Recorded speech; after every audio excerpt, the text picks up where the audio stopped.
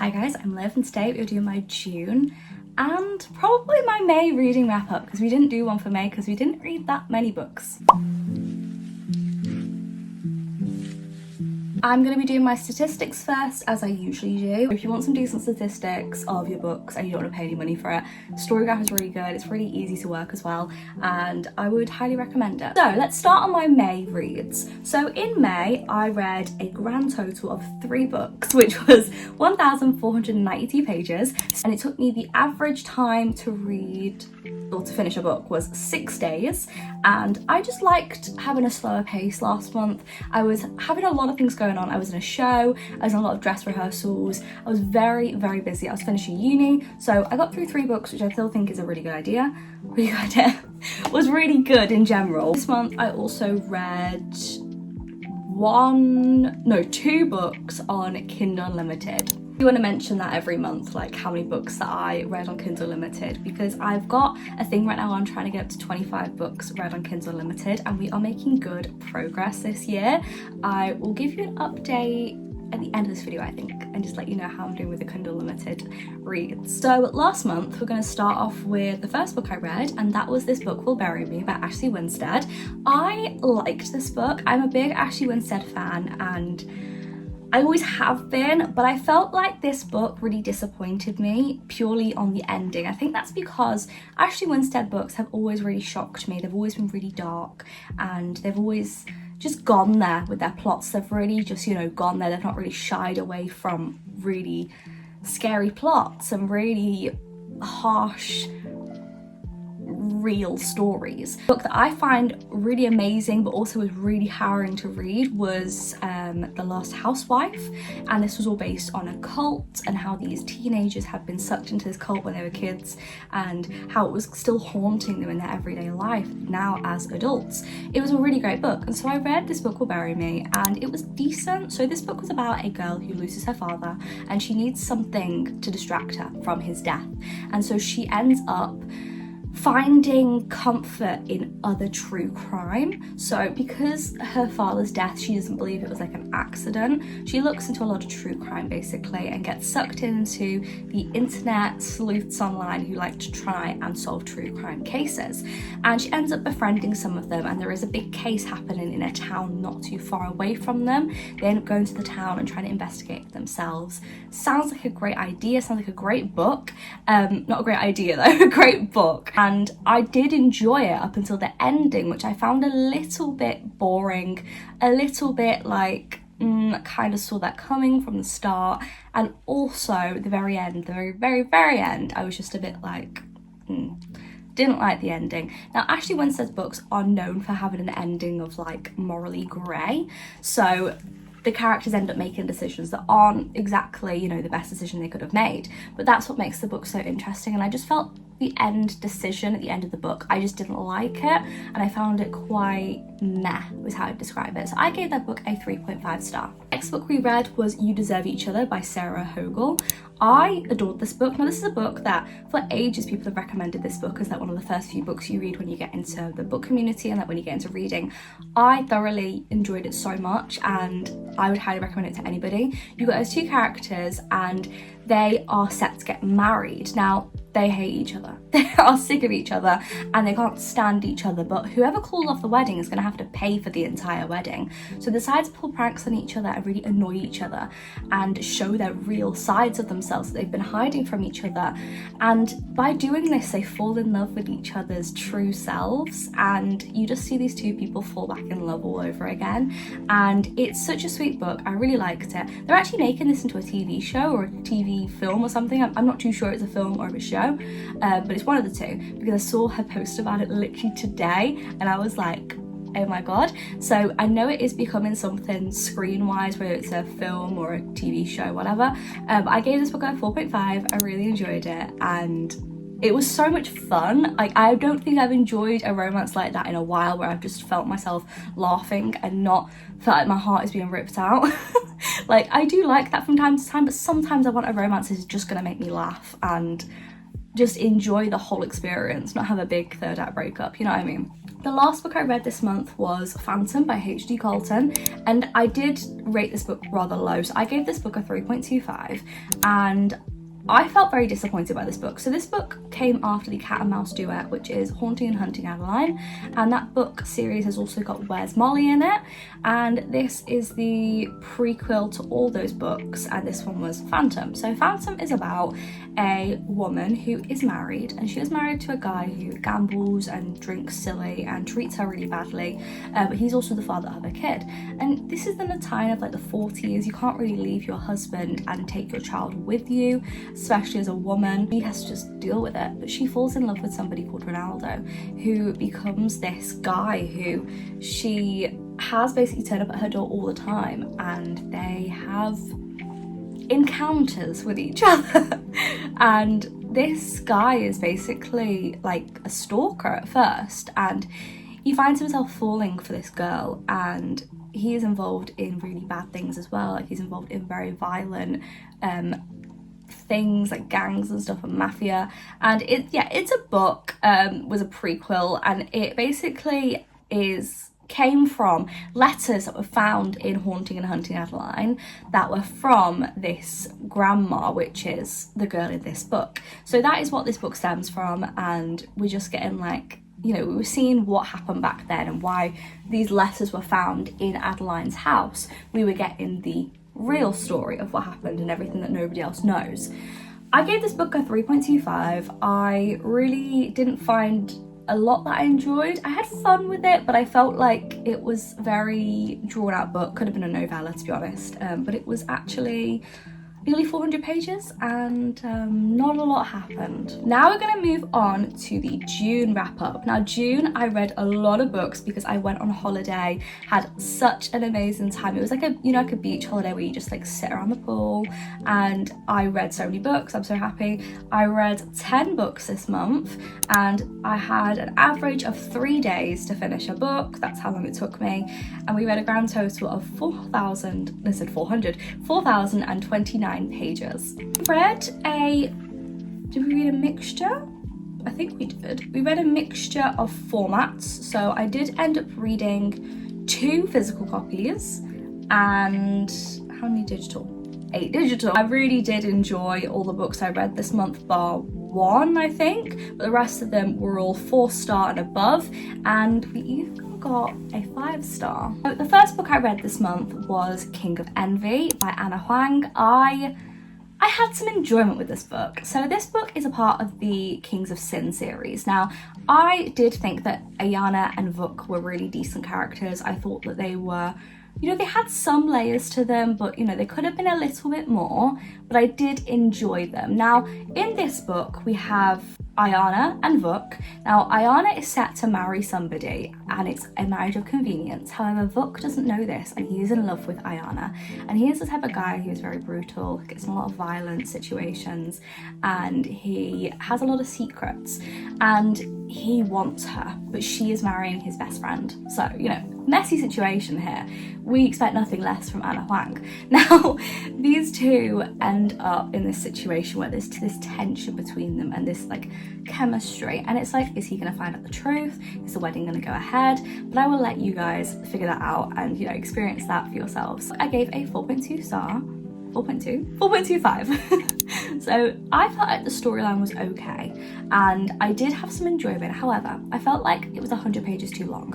Like the first big section I loved. I really had so much fun. I did a reading vlog on this book actually, and it just came to like the last 100 pages and I was a bit like, this is dragging a little bit, like I want to, you know, speed this up a little bit, but you know, I feel like I have passed the point of Anna Huang books, and I feel bad saying that, but I just feel like my taste in books has really changed over the years, which is completely fine, and it's, you know, it's bound to happen. I started reading properly when I was probably about 19, and I'm now 21, you know, I'm about to turn 22. My reading tastes are going to change, and I do love a romance, but I like a romance with a bit more depth than an Anna Huang book. And Anna Huang books are very much spicy, they're very unrealistic, and you kind of know that going into them. So I think that's why I didn't enjoy this as much as I used to enjoy Anna Huang books. I feel like if I went back and read the Twisted series, I'd definitely rate it a lot lower, but I feel like that's why a lot of us in the book community don't go back and read our childhood favourite books. other than the Gone series for me will always be one of my favourites, because that was an adult book that I shouldn't have been reading at 14, but I still love it. Other than that, I will never really go back and read a book that I enjoyed as a child or enjoyed as a teenager, because you know, you've got different tastes back then, and I know that I go back and watch films I used to love, and I watch them thinking, oh my god, this is such a bad film, why did I enjoy this? It's the same with books, so I think that is why I didn't enjoy it as much. I thought The Spice was okay, I found enjoyment in it, and I gave it a 4.25. I just don't know if going forwards I'm gonna really read any more Anna Huang books. I feel like whatever's left in the series I'll probably read, because I like to complete a series, unless I really hate a book series. Caraval, but I think that might be it for me with Anna Huang books. Next, I read another Kindle Unlimited book, and this is possibly my favourite book of the month. This, and there's one other one potentially, like they're both kind of neck and neck. So this one is Daisy Darker, and I gave this a 5-star. 5-star. Daisy Darker is about a girl called Daisy. Now, Daisy is somebody who is very much overlooked in life, ignored by her family and her sisters, and her family end up getting together after like 15 years, 10 years of not seeing each other, and they get together because their grandma is unwell. She's getting to the point where she's a lot older, she's got her will to give out, and she wants to do this before she ends up passing away. She wants to be the one to explain how her will is going to go and who's written in the will and everything. So everyone gets invited to this place, and it's a place that is surrounded by a beach basically, and so between certain hours the tide is around this house and you cannot get anywhere unless you take a boat. Now when it's not these times, the tide goes away and you know you can walk around. So within these times they kind of know that they're kind of confined to this little house on the beach, and somebody dies and people start dying, but who is killing them off? Who is it? Is it someone in the family? Is it somebody that's managed to get there? Is it some randomer? We don't know. So it's all about, you know, what is going on. Now, whilst this is all happening, there are family secrets. This is an Alice Feeney book, so there are a lot of secrets, a lot of things that are happening that it's like, oh my god, wait, what? And the dynamic in this book is brilliant. So what I mean by that is you can really see the relationship between the characters, and it's kind of shown to us before it's even explained to us. So you see it all and then you get the explanation later on, and it's like, oh okay, so that's why they acted this way, or there'll be a story, you know, this, that and the other. Daisy is also somebody with a lot of medical problems, a lot of medical conditions, so people kind of treat her like she is a glass ornament, and they really just bubble wrap her all the time. They don't let her do things, and so you know there's that as well. A lot of different things going on in this story, and it was just so captivating. I just couldn't put it down, and that is why I 5-starred it.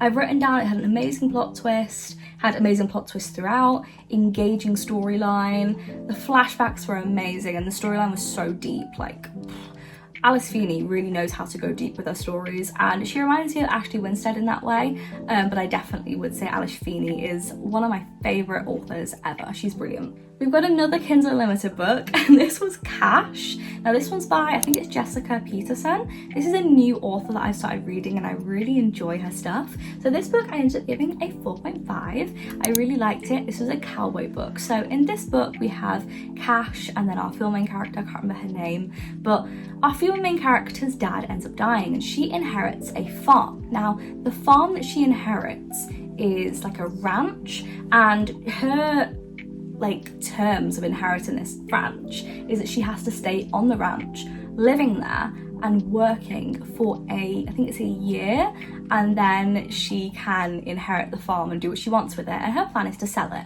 Now you've got Cash though, who has always known her dad and has always lived on the farm, and he has been promised that it would go to him. In shock that his farm has gone to the daughter that never knew the dad, and there is a big strained relationship between the dad and the daughter and the mom, and there was like a big divorce basically that happened when she was a lot younger, and there's a lot of like, you know, not speaking to each other, miscommunication, and it was a very good book though.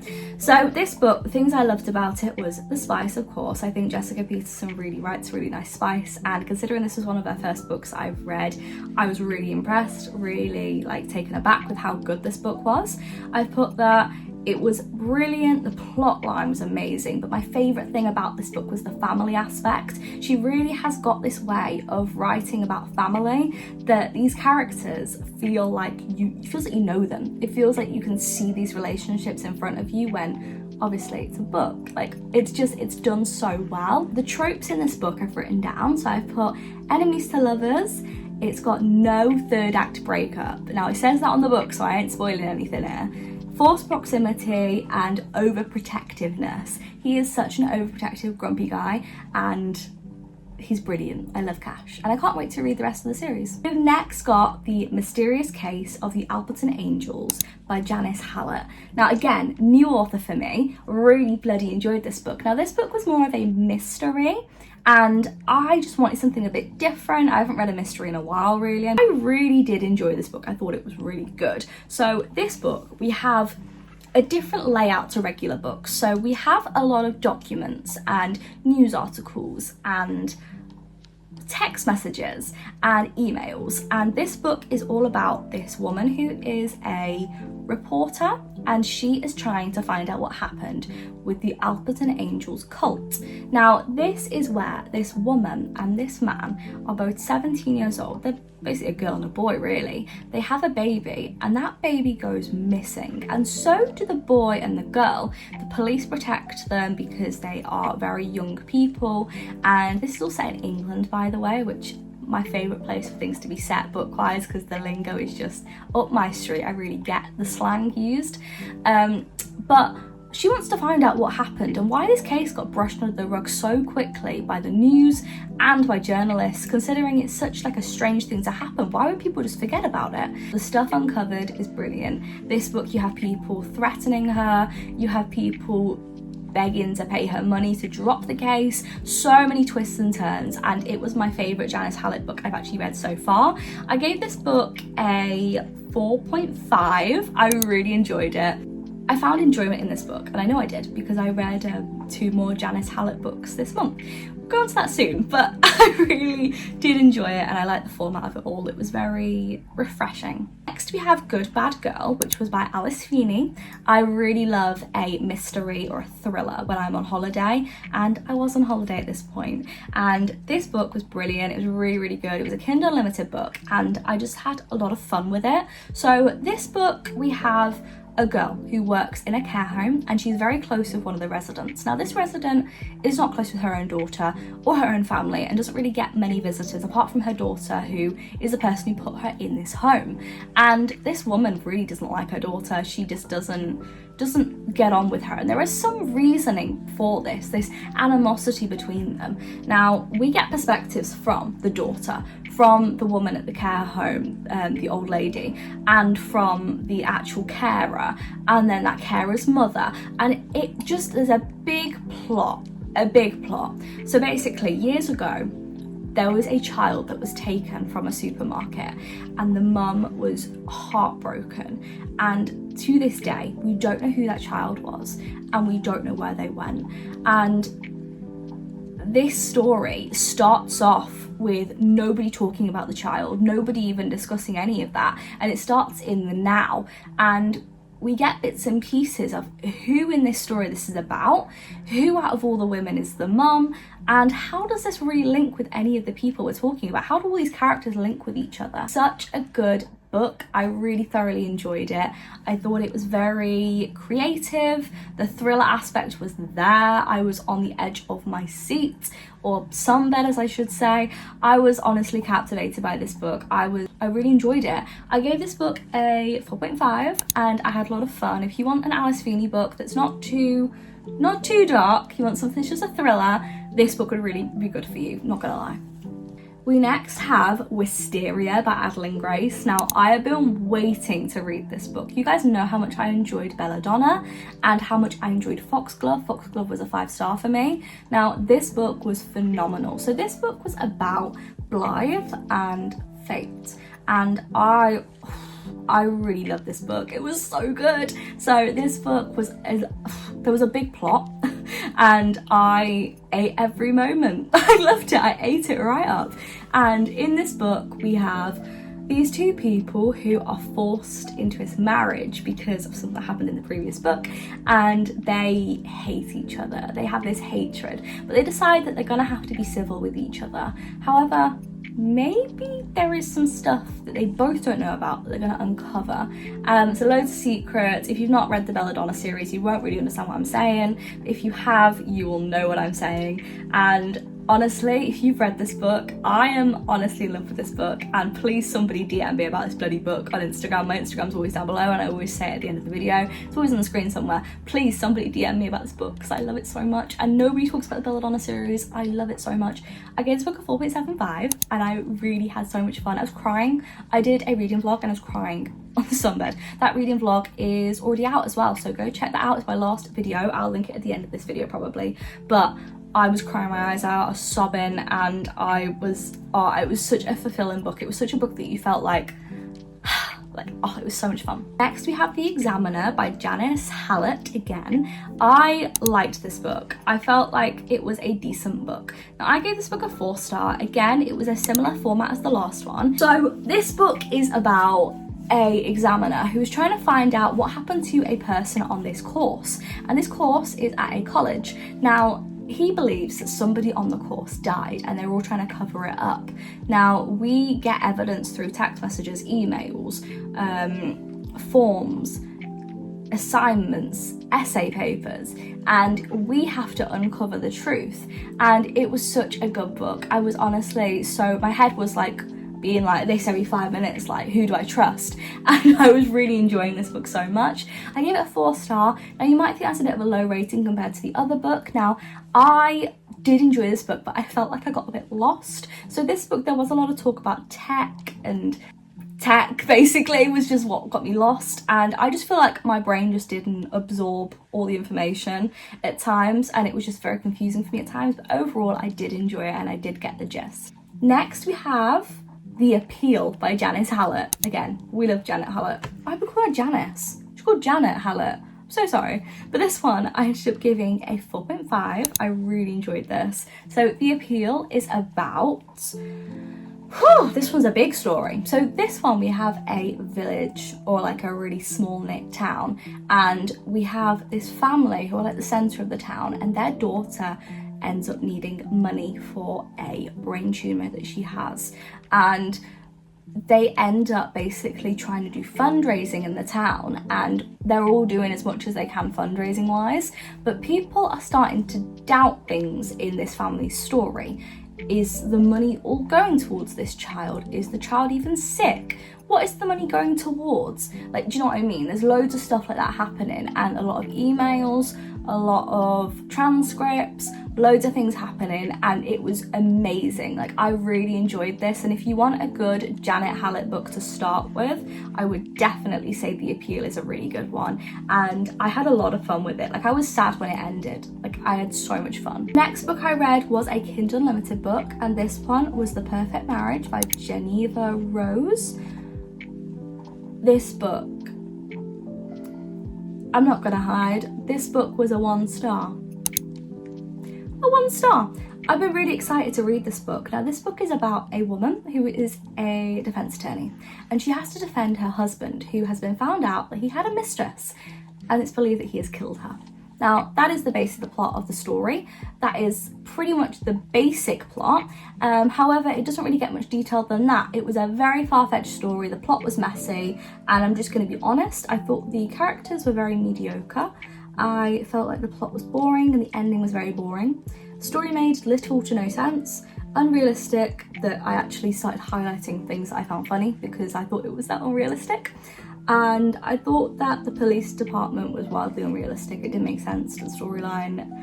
There was just so much that was laughable, like, that it just didn't make sense. Like, for instance, a policeman was interrogating somebody, trying to see if they'd killed this person, and this person had had a sibling die, and he went, "Do you not find it sad that you don't know who your brother?" And I was just like a detective would go, like, what is going on? And it's actually described that he goes like that or goes like that. No police officer would do that. Do you know what I mean? Like, it just didn't work for me, and I gave it a 1-star basically. It earned a 1-star. The last book I read was by Laurie Gilmore, and this one was The Christmas Tree Farm. And you may think, Liv, it's June. Why are you reading about Christmas? Now, I'm in a Christmas mood. I've been on holiday. I've got back I'm done with summer. I don't want it anymore. I've got the candle on. I've had Coraline on my freaking TV. I'm ready for it. I've been watching the Try Guys build gingerbread houses. I'm ready for Christmas. I'm ready for Halloween, to be honest. And I needed something a bit festive, so I read this. Now, I had so much fun with this book. I ended up giving this book a 4.5. Well, I didn't. A 4.25, that's what it is. And I love this book so much. So we've got Kira and Bennett in this book. Now, Kira is somebody who has bought a Christmas tree farm with her inheritance. That's it. That's what she's bought with her whole inheritance money. Bennett is the brother of Jeannie from the Pumpkin Spice Cafe, and he stumbles on her farm. He is walking through the woods in the back, and he doesn't realise it's somebody's occupied farm, actually. He doesn't realise that anyone owns it. And as he's walking out, Kira comes out and she's like, "What are you doing on my farm?" And it's a bit of an awkward encounter, and there's a spark between them. There's some sort of chemistry where it's like they're fighting with each other, but they don't even know each other. It's a bit strange, and they're both drawn in by each other. Now, this is a reverse Grumpy Sunshine book. Bennett is the sunshine, perfect boy. You know, he's that guy that you would, see on the street and you'd think, yeah, you were clearly like the valedictorian of your class. You were clearly head boy. Like, he's the type of guy, neat hair, looks very studious, probably wears one of those half zip tops, looks very preppy.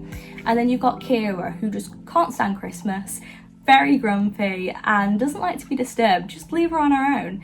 And this book was so good, and I just really enjoyed it. So the things I enjoyed about this book is that these two came together because Bennett was trying to fix stuff in her house that was wrong. And initially he was actually there because the town had some belief that something was in Kira's back garden, and that's why he was initially there.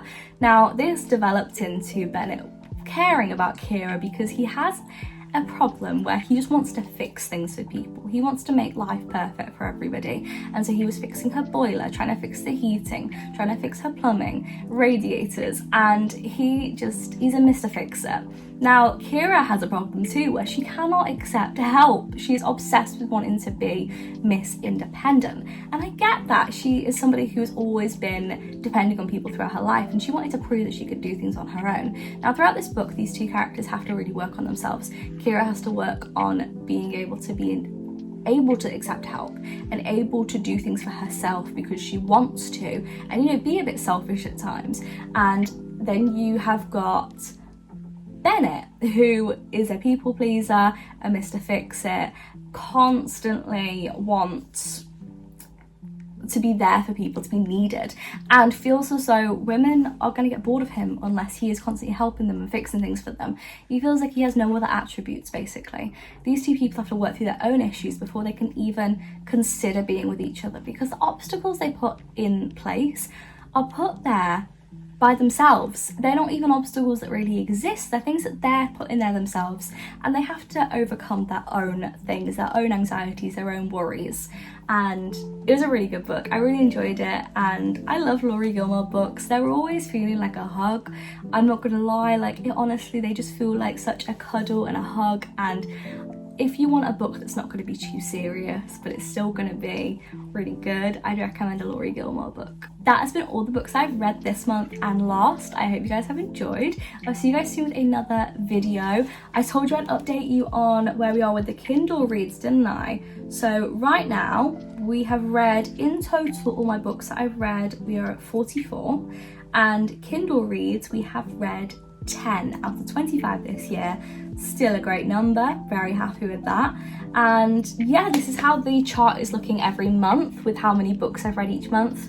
This is the chart for how many different books I've read this is how many books I want to read in total when I get to 70. That's where I am so far. And this is my Kindle Limited little block, and then up here is my book of the month thing, so books that I have thought are my best books of the month. For this month, I have said that it was Daisy Darker and Wisteria. I'll see you guys soon with another video. Subscribe, like, and do that stuff, and I'll see you guys pretty soon. Go follow me on Instagram. I post there more regularly now than I did. I'm kind of using it just as my regular Instagram. And yes, I'll see you guys soon. Bye!